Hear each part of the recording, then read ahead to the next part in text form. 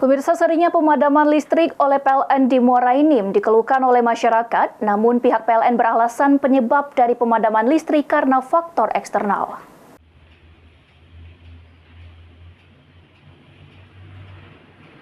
Masyarakat Muara Enim sering mengeluhkan pemadaman listrik oleh PLN, terutama saat hujan turun dan di saat tertentu. Pelayanan ini sudah bertahun-tahun terjadi, namun pemadaman terkadang tidak ada pemberitahuan oleh pihak PLN.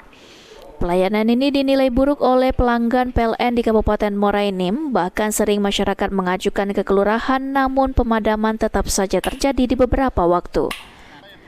Teguh Aang Harmadi selaku manajer PLN Unit Pelaksana Pelayanan Pelanggan Lahad yang menaungi PLN Muara Enim mengatakan, terjadi pemadaman listrik akibat faktor eksternal seperti pohon yang terjadi di titik jaringan jika menyentuh bagian tertentu, terutama pada saat hujan dan sistem langsung mematikan jaringan secara otomatis. Adanya perawatan atau pemeliharaan jaringan pemadaman juga akan dilakukan, namun pihak PLN akan mengumumkan pemberitahuan kepada semua pelanggan, terutama di wilayah yang akan dilakukan pemadaman.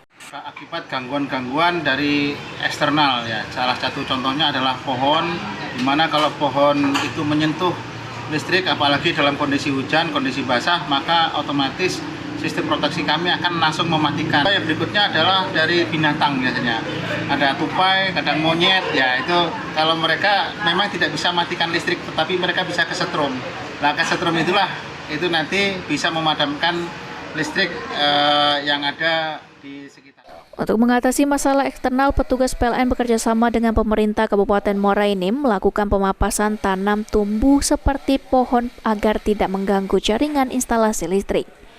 Mardian Syapal TV.